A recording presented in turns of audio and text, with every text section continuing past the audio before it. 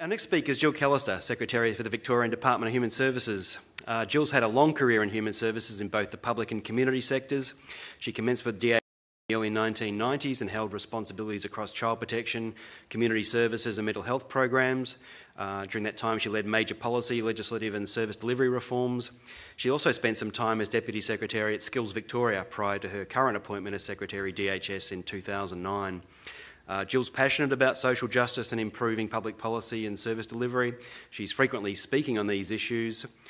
She holds bachelor degrees in arts and social work with honours. She's a fellow of the Institute of Public Administration Australia and is a board member of the Swinburne University Council. Please join me in welcoming Gill Callister.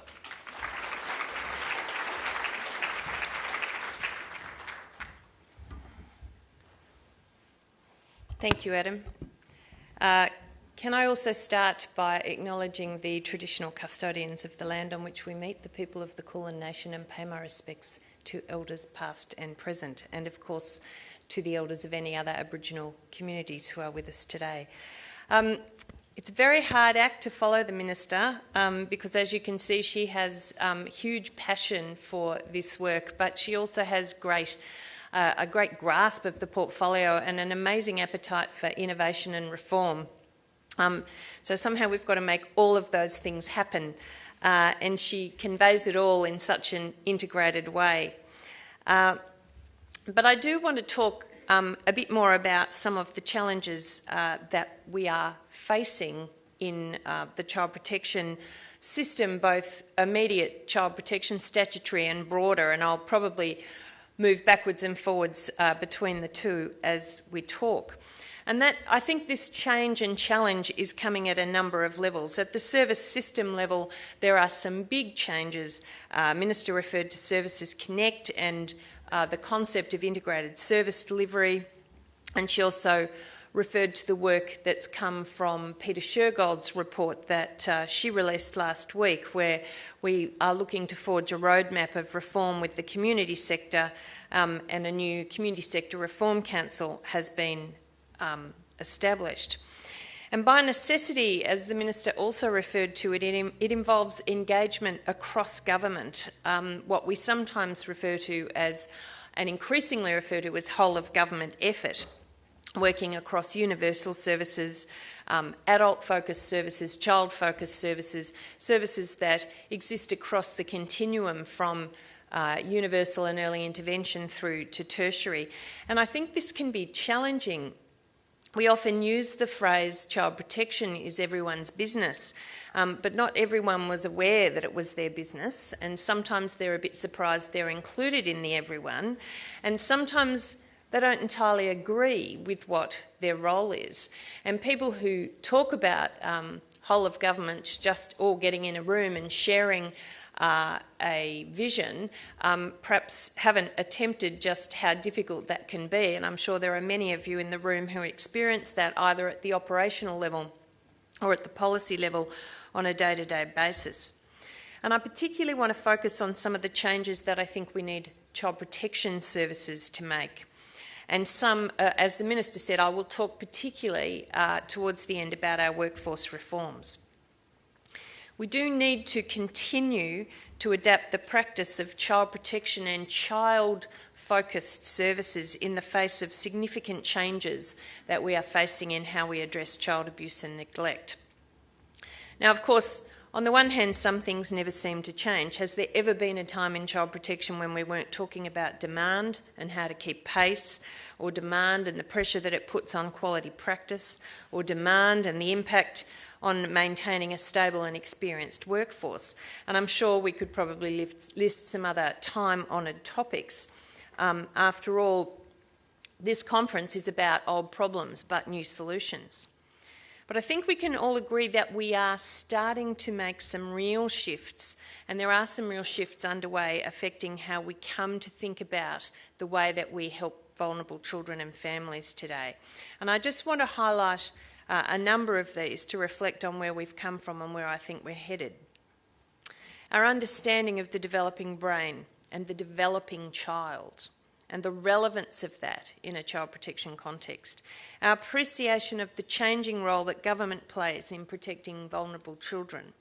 Our understanding of risk, which continues to change and evolve, the complexity and demand in child protection, and the complexity of demand in child protection, not entirely the same thing, and the recognition of collaboration as being fundamental to getting the job done. What happens during the first few months and years of a life matter a lot, because it sets either a sturdy or fragile stage for what follows. That's a quote from Professors Jack Shonkoff and Deborah Phillips. Research on brain development in early childhood tells us that early childhood development programs and parent support programs are especially important for the developing brain of vulnerable infants. Last month, I had the good fortune to meet with Professor Shonkoff at Harvard University's Centre on the Developing Child, and their research continues to underscore the fundamental importance of taking developmental needs into consideration when devising policy and services that affect children. And I would encourage you to look at the website for the National Centre on the Developing Child at Harvard for the rich information that it provides us in how we think about policy and services.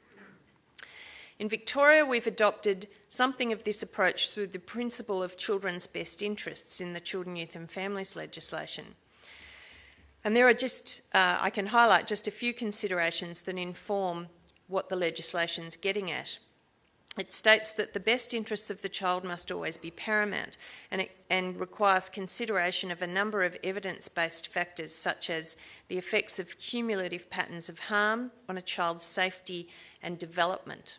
Now, development was a new concept in the legislation in 2005, and it's a critical addition to the responsibility in child protection work for moving from a paradigm of child rescue to one that enhances and supports the full development of every child. Continuity and stability in a child's care, and importantly in relation to Aboriginal children, protecting and promoting cultural identity. The best interest principle incorporates protection of children and their rights and guides service delivery and decision making by all child and family service providers, child protection and the Children's Court. But in order to fully realise the intent of the legislative reform, we need to completely reconsider the needs and capacity of our workforce to deliver it, both our statutory workforce and our broader community sector workforce. The models in our system, and are they child-centred, family-focused, or do they distinguish between services for children and services for family? And the way we configure our services so that people get the right mix of services based around that child and family. And how do we privilege the development of practice expertise and professional practice that will make all of these things happen? These reforms, the 2005 Act and the development of trauma-informed case practice, thankfully something being increasingly considered at conferences such as this and in much of the practice literature, are all key developments in how we have a contemporary child protection system that recognises the damage being done and seeks to address it in a contemporary way. We are moving, I don't think we're there yet, but we're moving from a child rescue approach to the therapeutic approach that at its very core seeks to improve outcomes for vulnerable families based on a deeper understanding of child development and trauma.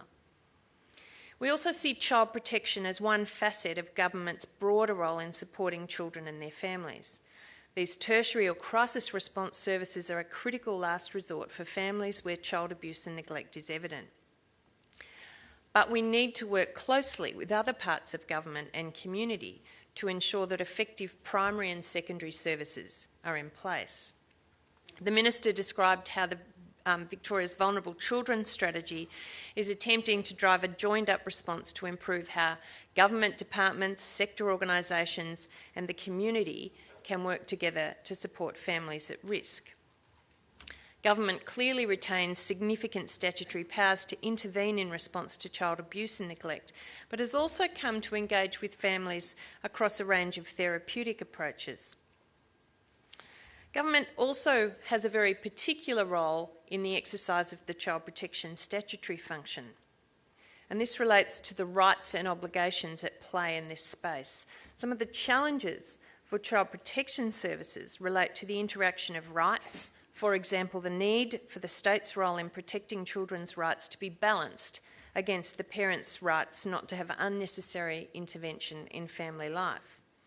But parents also hold significant obligations they have to live up to if children are going to be free from abuse and neglect.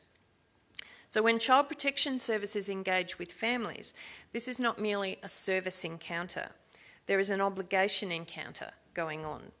We are acting as a service provider in protecting a child's rights and engaging families in services. At the same time, we're acting as an enforcement agency of sorts where obligations relating to the care of the child are not being fulfilled. This is one of the things that makes child protection such a critical function for government and one of the most complex areas of government responsibility and of actual service delivery. Child protection workers use their engagement in relationships with families alongside the use of significant authority. One of the demonstrations of complexity in this area is the number of external reviews undertaken of this area, not just in Victoria, but Australia-wide and indeed globally. I think over the last decade there have been more than 12 reviews across Australia of the broad child protection system, and they largely highlight consistent themes. Recommendations tend to focus on adopting a broader approach to wellbeing and not just being a child rescue function. The findings of these reports consistently highlight the challenges of increasing case complexity due to alcohol and drug use, mental health problems, the impacts of intergenerational disadvantage, family violence and the like. Growing demand in the context of limited resources is also frequently highlighted. And we grapple with these findings over and over across jurisdictions, sometimes making some significant progress, sometimes smaller incremental progress. And we believe that we can improve the way the system operates and develop new models for how we work to be better at preventing child abuse and neglect. But it takes an effort beyond that which we have complete direct control over. Over time, child protection systems are trying, I think, and grappling with moving from an episodic understanding of risk to an understanding of cumulative harm and the interrelationship between children's development, including adolescent development, and abusive or neglectful episodes in their lives.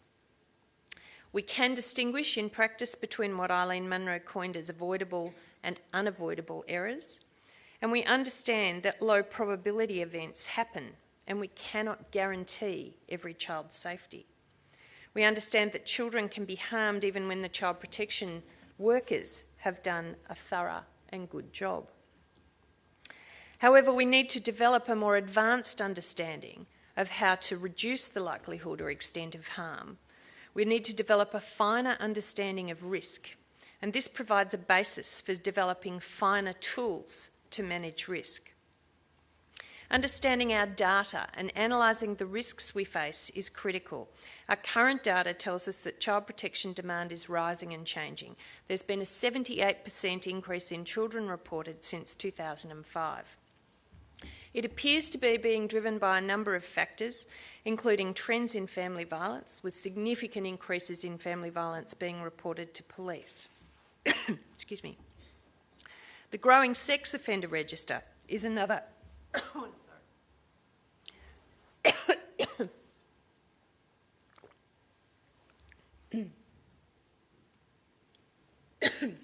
Sorry, I've had a cold. The growing sex offender register is another relevant trend, which now lists well over 4,000 registered sex offenders. Our own data tells us that a significant part of the growth in child protection demand relates to re-notifications.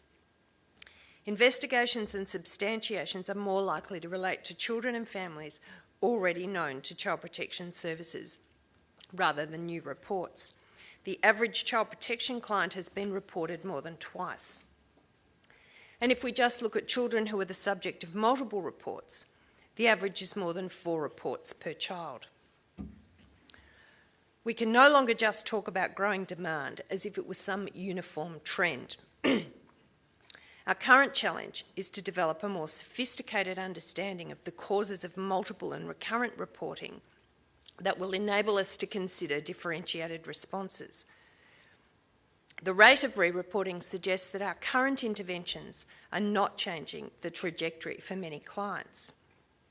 It also suggests that child protection has become the first port of call rather than the last resort for many who have concerns for a child. To really make a difference to these children, we need to understand these clients and their needs better.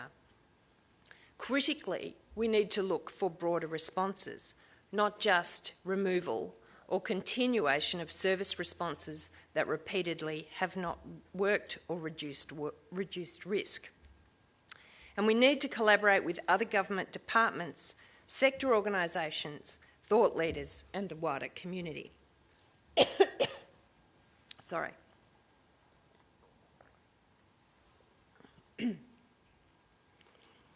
These trends have changed the way that we understand the problem of addressing child abuse and neglect. And in turn, they lead us to think about new solutions. It's not just about looking inwards and managing the child protection system, although, of course, that is a high priority. If we're serious about doing our best to improve outcomes for vulnerable children and families, then we have to look out. We know that key protective factors, things that build resilience, lie outside of child protection service systems. For in large part, the level of family income, participating in good quality early childhood services, being engaged in school, having access to health services, having secure and affordable housing. So increasingly there is a call for collaborative responses across multiple agencies, sectors and disciplines. Calls for networked approaches and integrated solutions. Across Victoria, there are approximately 647,000 families with children, and a large number of government agencies actively engage with these families. If you look at the bell curve distribution of all children and the prevalence of child abuse and neglect, you see that the bulk are being raised well and safely. It's the families at the right tail end of that curve where child protection services and systems become engaged. And a key challenge, as the Minister said, is for others to care about and remain as engaged as we are in this room with this right tail end.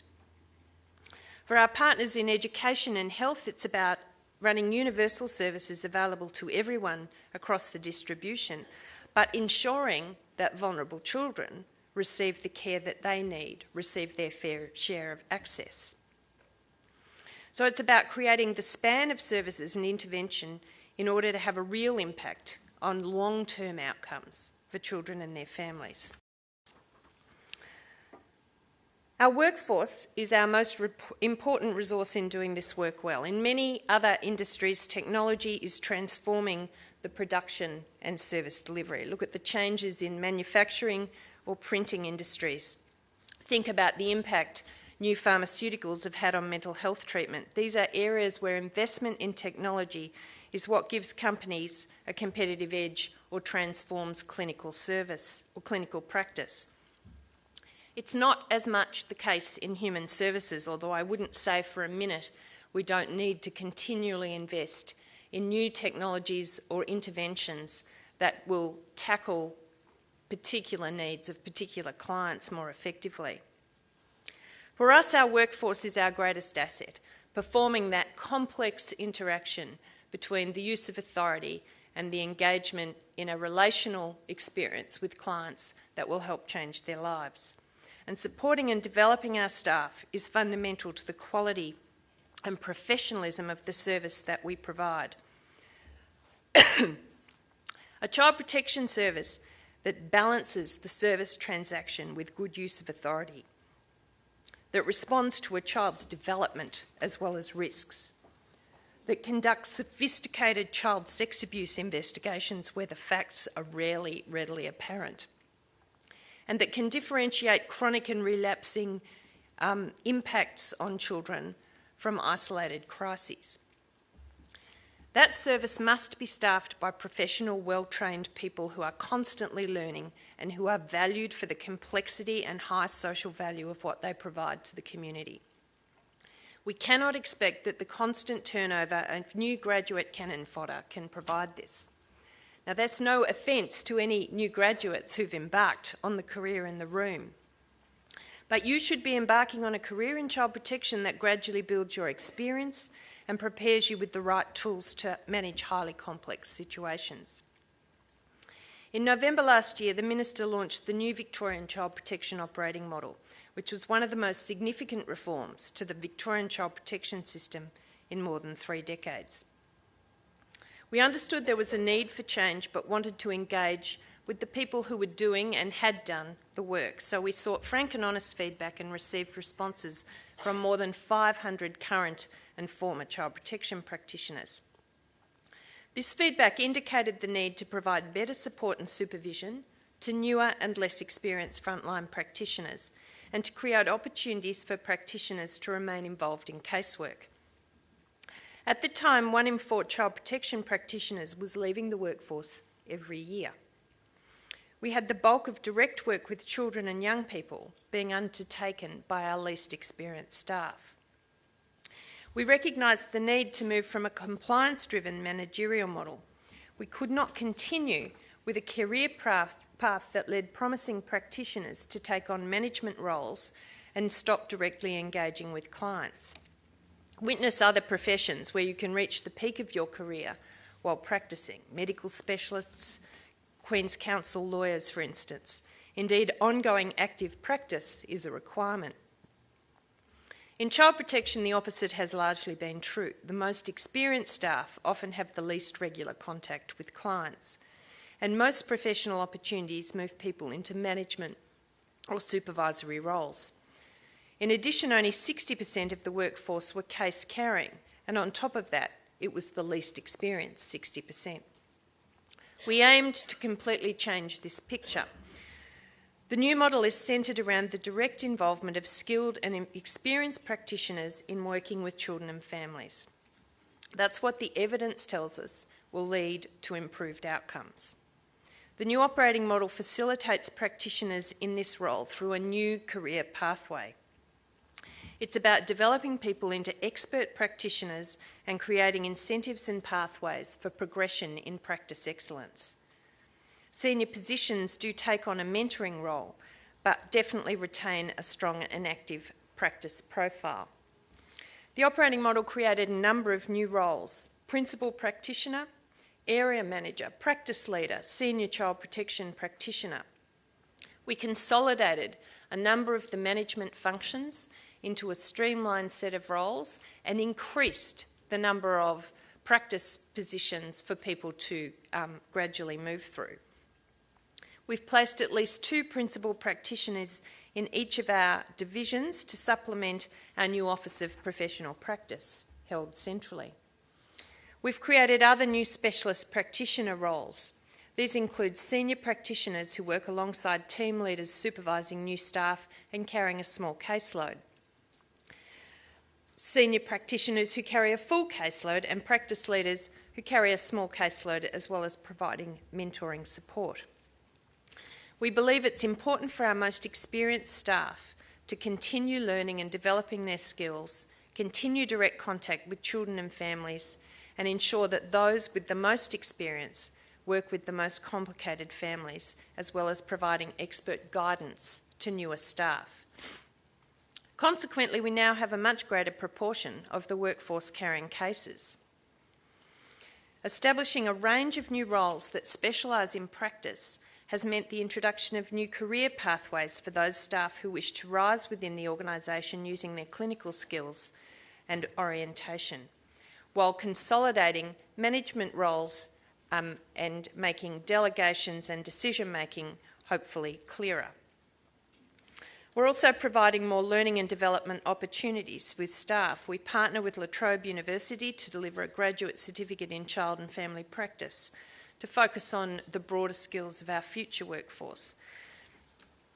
And we have established a new Office of Professional Practice in the department to support these arrangements. You'll be hearing from Robin Miller, the director of that new office, during this conference, and she will share further insights on the role that it has in bringing practice excellence to the work of statutory child protection and beyond.